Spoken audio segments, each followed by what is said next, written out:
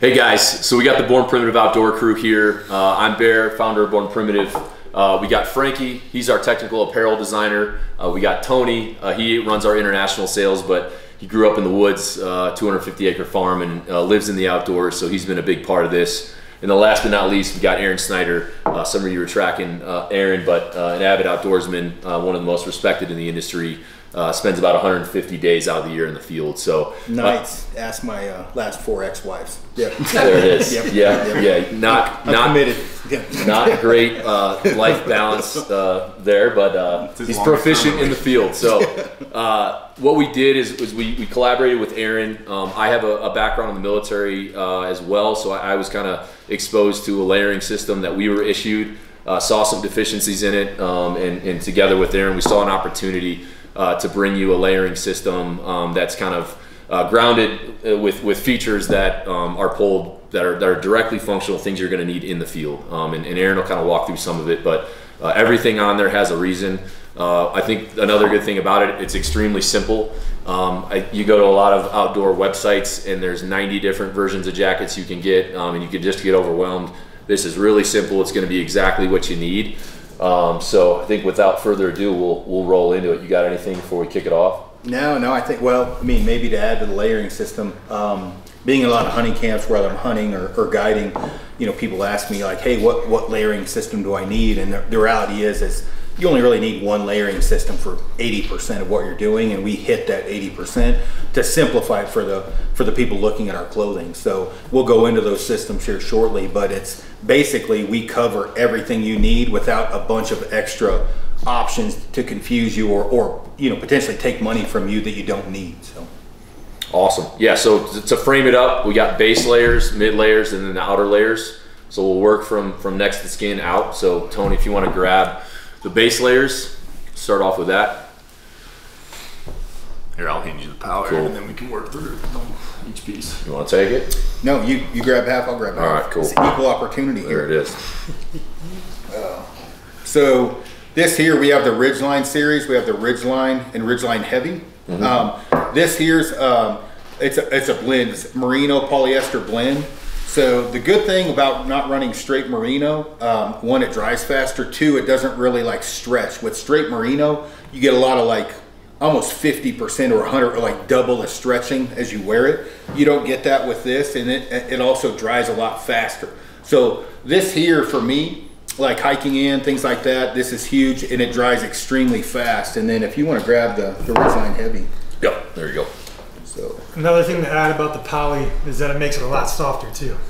Yeah, it doesn't absolutely. itch. Yeah. I guess we should add that. A lot of people are like really sensitive, like to the straight merino as far as making it like itchy for them, especially in the armpit area and the sides. Yeah. That does not happen, you know, with the Ridgeline layering systems. That's huge. And then you have the heavy there. Yeah, this is just the heavier version. So similar blend. It actually uses a fabric called Cool Pass. But you know, same features, just depending on climate, you can use the different thicknesses. But antimicrobial, it's got a good stretch to it, kind of an athletic fit since it is next to skin. You know, we have it available in tops and bottoms. So you got your long johns and then your long sleeve top in both thicknesses. So with these, one of the things to think about as far as a layering system goes, like when you hike in, you may be, you know, all sweated up, whatever the temp is. You may wear the Ridgeline in, and then you want this to dry out. You may wear it around camp for a few minutes, pull this off, put it on top of your tent, hang it on a tree to dry out, and then you can go to the Ridgeline Heavy. That's once your sweat is dried out, you get this on to retain that heat. You're still moving, you don't want to sweat, so that Ridgeline Heavy will come into play there. And then by the time you're done getting your tent set up, whatever you're doing, chances are, depending upon the weather, obviously if it's raining, totally different, this Ridgeline is going to be dry or really close to dry. So you may even swap back to this, knowing now your heat is kind of equaled out. You're not sweating, you're not cold. But that's why we have the Ridgeline and the Ridgeline Heavy, is to kind of equal those things out. Perfect. Yeah, we will have this in 2 colors. We'll have it in gray and OD green. Yep. So. And we also have bottoms, which we have these here. Yep, long john bottoms, pretty standard. Athletic fit again, since it is next to skin.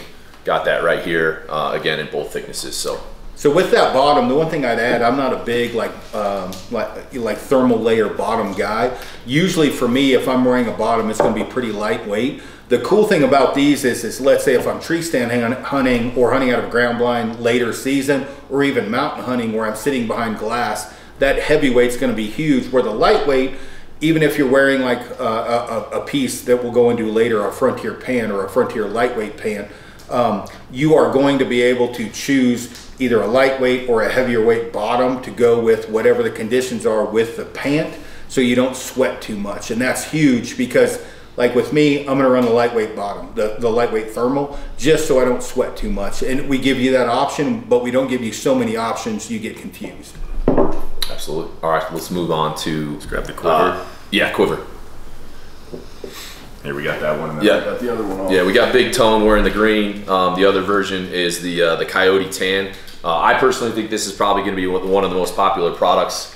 It is a grid fleece, so you can see there, it's got the grid fabric on the inside. A lot of you are probably tracking, but that kind of grid texture allows it to wick moisture really well. It is stretchy, so as your mid layer, you are going to have good mobility with it.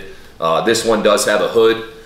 There's thumb holes as well. Do you want to get into kind of when you would employ the mid layer here, the quiver? Yeah, I mean, one, honestly, like whether I'm going to the store, shooting a 3D course around the campfire, or backpacking in, with this, because it dries so fast, and we went a little bit lighter with this than some of the other options on the market, and that's for good reason. When you're doing layering system, you don't want to sweat, you don't want to get cold. Adding, the other options we just went over, putting this over the top of it allows you to obviously increase your heat retention value, which is huge, but it also will dry out extremely fast. So for this, like you said, anything. I mean, it's that simple. Like even in a 70-degree day on a stalk, I may go with no t-shirt on with this over the top because it dries so fast. But this is going to be your third layer. You may go with the lightweight ridge line, the heavyweight ridge line, and this over the top of it, or you could go with just this. But this piece here literally can be used walking into a grocery store, 3D course, or at 13,000 feet. It's that versatile, and it dries. You can walk it dry. It's extremely fast drying. So, do you want to talk about your decision? I think something we've got asked is on the pockets, like kind of your opinion on that. I know some people have asked about it.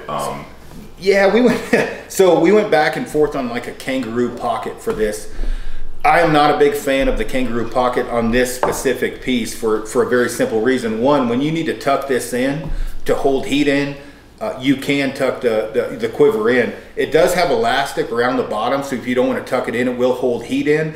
But that pocket ends up becoming virtually almost useless. With the thumb holes, your hands are going to stay dry. If you add a kangaroo pocket, it adds weight, it also adds bulk. And it's not as easy to tuck in and stay tight, around the belt line. So multiple different reasons. Yeah, and if you got a rucksack on, using that pocket anyway. So yeah, the rucksack definitely closes up the pocket, and it cost efficiency, again, and just user friendly efficiency.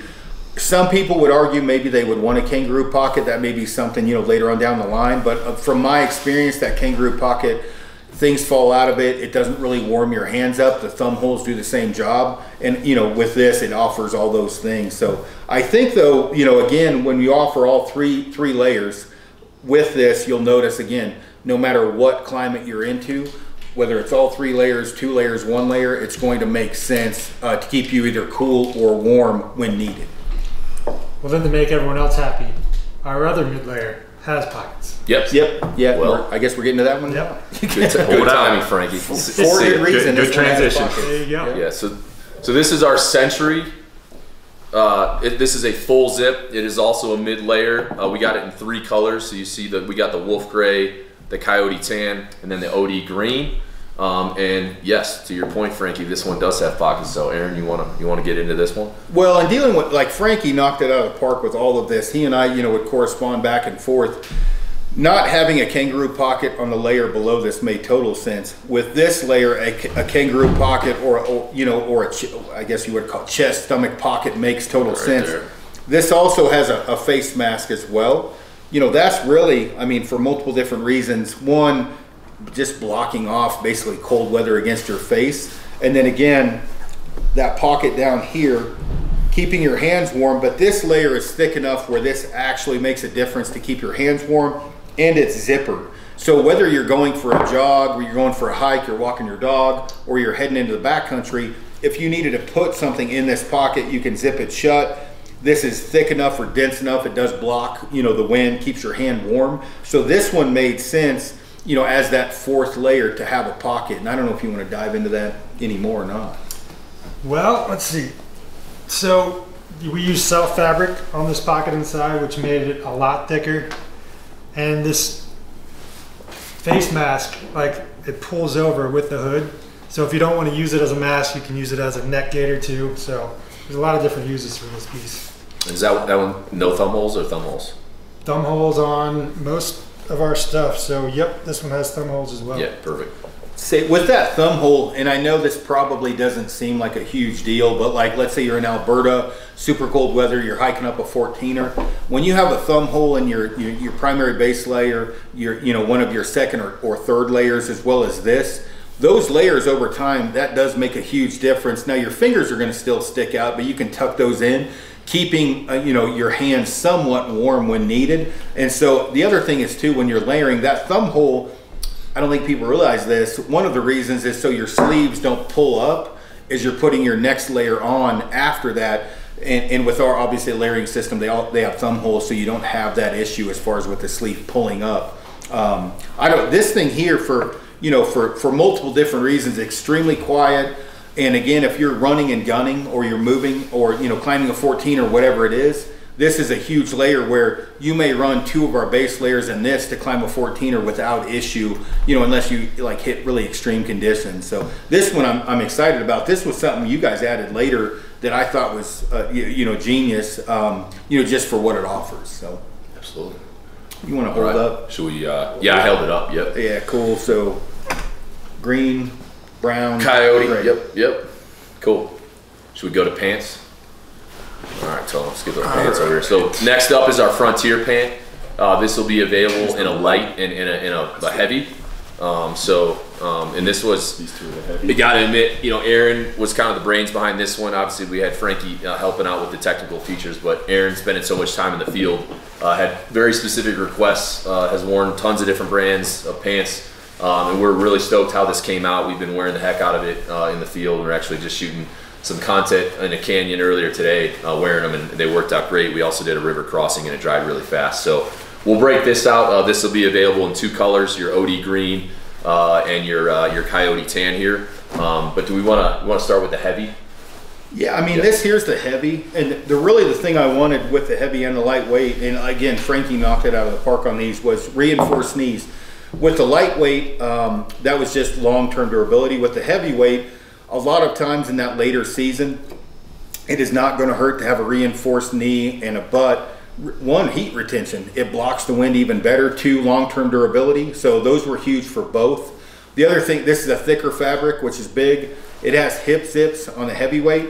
We did not go with the hip zips on the lightweight. It was such a lightweight material, it just didn't make sense. But with the heavyweight, what this allows is for you, if you were going to buy one pant and maybe push like the boundaries of the heavyweight into warmer weather, this can blow out some of the heat that you're building up inside your obviously your legs. Even when you're on a climb, let's say you're hunting mountain goat or you're hiking up a 14 or whatever, going up to 13,000 feet, it will get warm at times, especially if you're running a base layer on there. You don't want to sweat. This hip zip is huge for that. So the pocket, and we did a video earlier, I guess, that we can talk about. I'll just kind of hold them up so people can kind of see. Yeah. But there you can see the reinforced knees. There's the hip zips. Aaron had a couple specific requests on the pockets in the front. I think they're great. Do you want to go into the pockets real quick? I didn't want a really big flap for the pocket, and I didn't want Velcro or buttons or anything. So what Frankie did is he put an overlap lip here for the right side, so that way you're not going to lose anything, obviously, and it's quiet, which is huge. On the left side here, we have 1 zippered pocket for anything that you want to put in there. You want to make sure you're not going to lose, but you also have behind that a drop pocket, and that drop pocket is quick access, super friendly. And fairly wide as far as what you can fit in there. Most cell phones are going to fit in there. On the back side, I did not want zippers personally on both sides, and I think Frank, you agreed with me. So where your wallet would normally go, you've got a zipper. And then on your left side is just a drop pocket. Yeah, and then we got the reinforced rear area there that Aaron requested, so hopefully it'll stand up to the elements. And the cool thing about this heavy fabric is, obviously it's hard to tell in the video, but it does have some give. So even though it is like, you know, a heavier weight fabric, the mobility on it's awesome. 4-way stretch. I was trying to keep up with these knuckleheads earlier, climbing up a goddamn mountain, huffing and puffing, and it was working just fine. And it was actually pretty warm out, so I popped those hip zippers. It was good to go. It was ventilating. So that's the heavy. Again, this is the Frontier pant, and then we'll pull out the light really quick, which is real simple.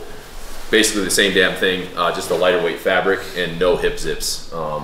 Yeah, and let's talk about that. I mean, the hip zips was something I initially had said, hey, let's get you know, hip zips on the lightweight pant. After using them, you had mentioned it, the fabric is so lightweight, maybe it makes less than 1% of a difference, but it adds weight, it adds bulk, and it adds price, so it just didn't make sense to run them on this. I've worn these quite a bit. They dry out extremely fast. It just doesn't make sense to run a hip zip. The cool thing about these is just longevity. Usually when you run a lightweight pant, like extreme lightweight like these, your knees and the butt wear out. Whether you're skidding down a scree field or you're on your knee, whatever, the knees on these are reinforced as well as the butt, just like the heavier weight pants, which is huge because, I mean, you know, if you're made of money, I get it, but like these pants are gonna last 3-4 times longer than any other pant out there because of those features. So that was a huge thing we were trying to hit. I think too, from a sizing standpoint, these kind of sit right in that athletic straight. We wanted to have a somewhat fitted look while still being able to fit bigger dudes in them. So that's something we found as far as the waist and the fit. They're dead on waist size, and then there's 33 and 36 inseam, which covers the majority of people too. So I had a wide range of fit models. I got to fit this guy, me. And we heard the feedback from the Giants. Tony's 6'7", so we had to make sure we at least made a pant to fit him. So for the big dudes, we got a 36-inch inseam, which I know will be money. And then for any of the bigger dudes that got big rear ends like me, it'll fit you. You'll be good to go. And we're definitely not making skinny jeans over here. So I think from a fit standpoint, you guys will be really happy with what we roll out. Kind of add to that, the sleeve length is another big one. Tony, that's a large, and Tony's 6'7". Hold your arms out real quick, just kind of show people. So he's not using the thumb holes, and he's a giant. And so with the pant, the 33 and the 36-inch inseam, and the circumference, I'm generally a 34 to 35. The 34s in these fit me really well. The 36s are a little big. You have Bear is very. He doesn't like to brag. I think Bear probably front squats 500 pounds, right? He's got big quads. So again, like Frankie said, as far as getting the fit right, I don't think we could get it any better. And we've had multiple different sizes try these on. And as far as mobility, you are able, like me wearing a 34, if I wore a 34 and a lot of other pants as far as quad and stretch, 4-way stretch, I can squat in these, I can like low crawl, I can do whatever, no problem at all, just like they should be. So I would say, like, you know, when you're looking at purchasing these, they're sized to fit. Like it doesn't, you don't need to size up or down. They are literally what you should normally get. And the other inseam length is 33, so kind of, you know, normal height dudes, you'll get the 33. For the giants like Tone, you'll get a 36. Good to go. Yeah. Cool. Yeah, I think we're Should we good bump there. over to puff jackets? All right, last one on the layering system is our puff jackets. And we'll have 2 different thicknesses of these. So we'll have our, we got the lightweight and the heavy. This will use synthetic insulation. So some of you are probably tracking the debate between down and synthetic. As you probably know, synthetic holds up a lot better if it gets wet. We imagine a lot of you are going to be using this in adverse conditions. So that's why synthetic was a no-brainer. But do you want to walk through some of the features of this?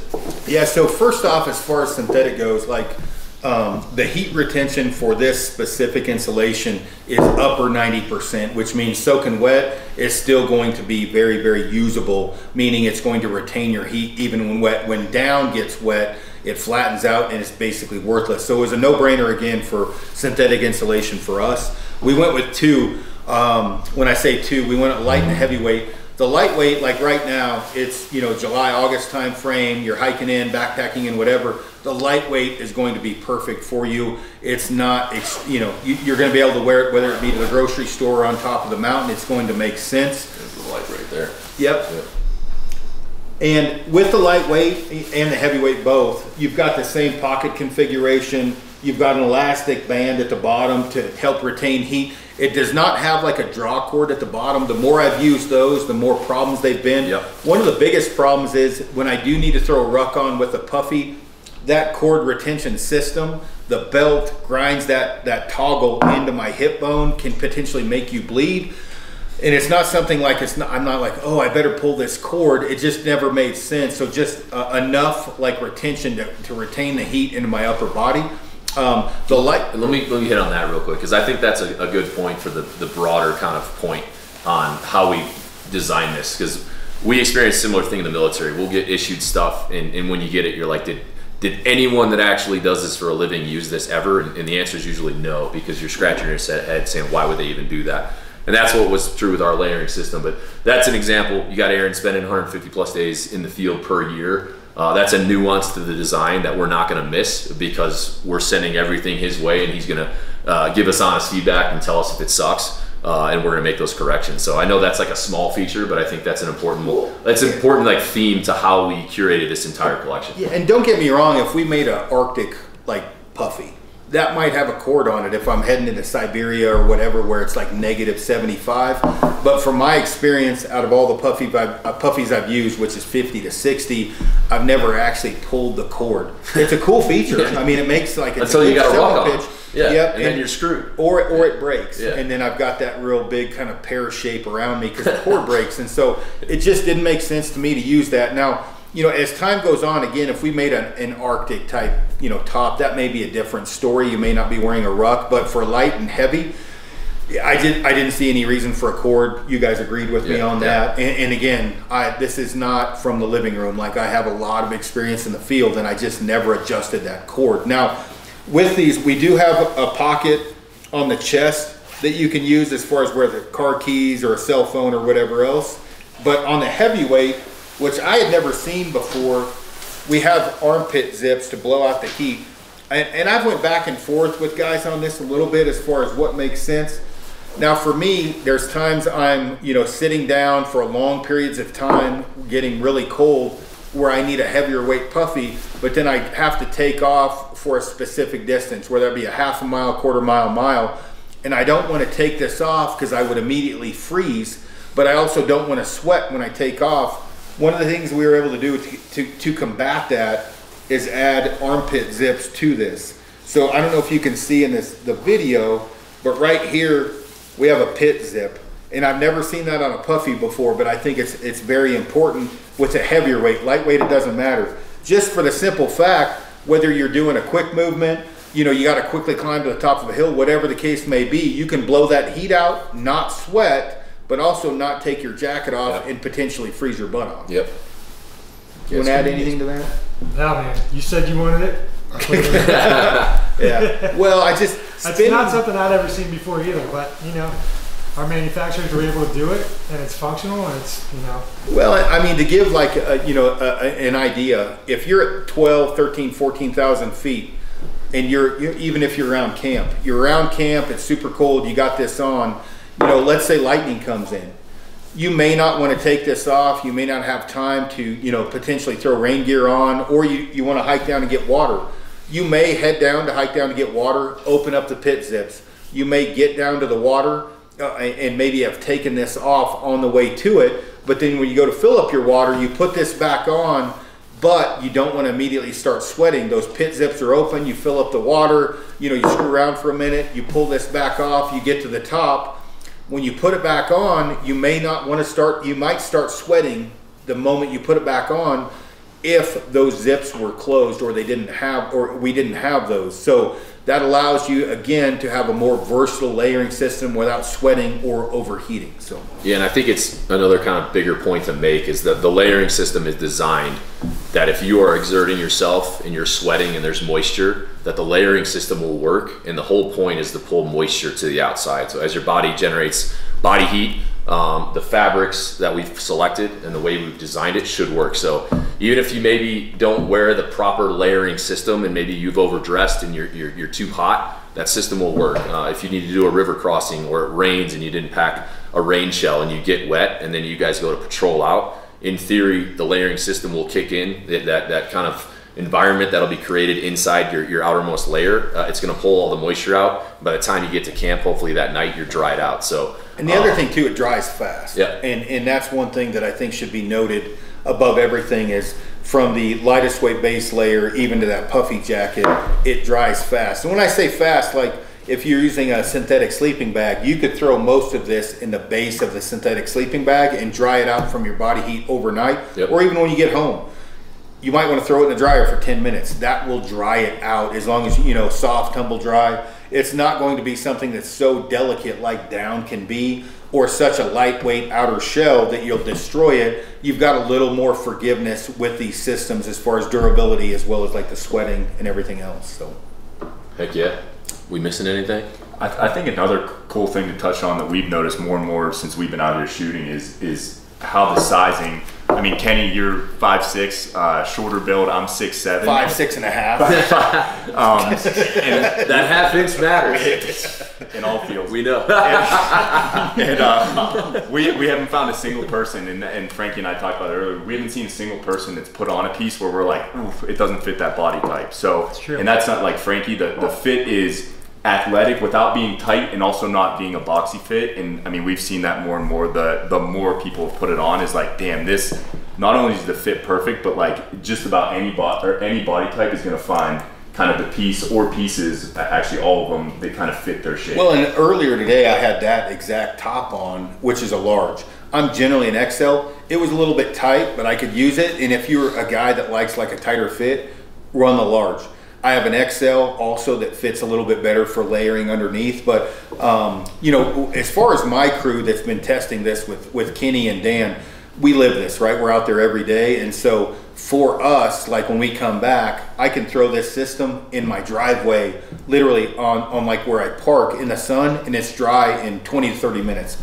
Some pieces are dry in 5, some are dry in 30, but you take that onto the mountain, same thing. You're on the side of a mountain, you've been in rain all day, you're not totally screwed where like if it was down, it's flat, it's worthless, takes 3 days to dry. You can lay this out on logs on the side when the sun comes down the side of the mountain and it's dried out. The other thing, and I hate to, you know, don't want to be too sales pitchy, is truly just buy everything. Like I hate to say it like that, but the system we offer is the system. There's not like, oh, here's an elk system, here's a whitetail system, here's a mule deer system. We didn't want to offer so many things and suck money from people that was unneeded. We wanted to offer them what they actually needed, what was useful for them, and what they would benefit from without going overboard. Yeah. And so, you know, lightweight pant, heavyweight pant, lightweight puffy, heavyweight puffy, lightweight base, heavier weight base, Yeah. you know, grid fleece. It literally, you know, in soft shell with full zip, it just makes sense. I think too, something we've talked about a ton, and on your podcast we discussed it, is like there's a use obviously in the field, which we're seeing right now when we're out here, but then also the everyday use that like, hey, this is shit you're not afraid to wear out. You don't have camo on where you're embarrassed when you walk into a restaurant. So that's something you and I have discussed a ton, is like there is so much crossover between actually being in the field or being on the mountain, and then also to just wearing this every day, whether that's to your job or out to a restaurant. Yeah, and somebody like me, like I shoot 3D tournaments, I've got 2 big dogs, I got to walk around town, you know, whether you're fixing fence, whatever, or you head to the grocery store. With money, obviously more and more, like times these days, money's tighter, and you don't want to wear something, you don't want to buy something you can only wear for one specific thing. Yep. You can wear this for anything. I mean, that top would fit in anywhere, so it makes sense, and we try to really cater to that as we design this. So. Anything else?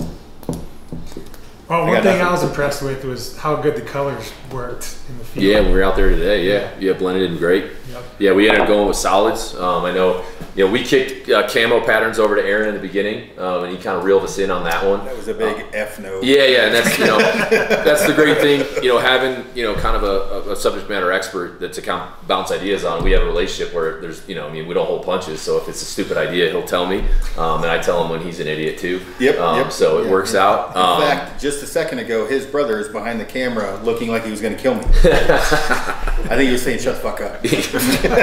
Eating a popsicle, running along. But we ended up going with solid colors. We understand that a lot of you might want camos, so down the line, from a kind of cosmetic standpoint, if you all want that, let us know. We can absolutely roll that out. But as far as kind of efficiency and with price, we wanted this to be something you could wear into town and also out on the mountain, and not have to buy kind of a separate jacket for each. But we absolutely aren't against camo either. I know I'm not. So let us know if you all want that. But for now, we got our OD green, our coyote tan, our wolf gray, and black. So pretty safe plays there. Whatever in any environment. But we're really excited about this. This has been in the works. We haven't disclosed it until, of course, recently, but in the works for about 15 months. With Frankie and Tony and Aaron and myself, and then getting a lot of outside feedback from some of my buddies that are wearing this for a living as well. It's been a really fun experience, and we're just excited about it. The intent of this was just to kind of simplify this, go through the highlights of each. Again, it's a layering system. You can't go wrong with anything. You're not going to go to our website and have 90 different options. It's extremely simple. And it's like that on purpose. And we got Aaron kind of giving us a sanity check for any of the nuances to the design are validated by a guy who's wearing it in the field every day, and that's important to us. We don't want this to come across as something that was designed in some boardroom by a bunch of dudes wearing suits.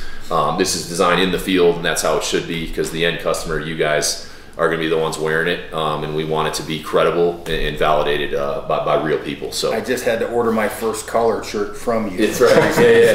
Yeah. From the Born Primitive line. That's right. I'm like, you got to overnight this to me. Yeah, I think one thing for me, just how smooth it went. Like everything, we not knocked out of the park like first edition, but fairly smooth. And one thing, the way that these guys operate is, from concept to final design goes fairly smooth, fairly quick. There's not a lot of people in the middle getting in the way, which is great. So, all right. Well, Born Primitive Outdoor Collection. You just saw the first loadout. Obviously, there will probably be sequels to these products, but that's where it all started. If you guys got any questions, drop us comments. Make sure you DM Aaron, bug him, not us. He'd be happy to answer all your questions. Aaron_Snyder, I think is what it is. So hit him up, don't hit us up. But thanks for joining us, and hopefully that was insightful. And we'll see you on the mountain. And if you don't like Arby's, then fuck you.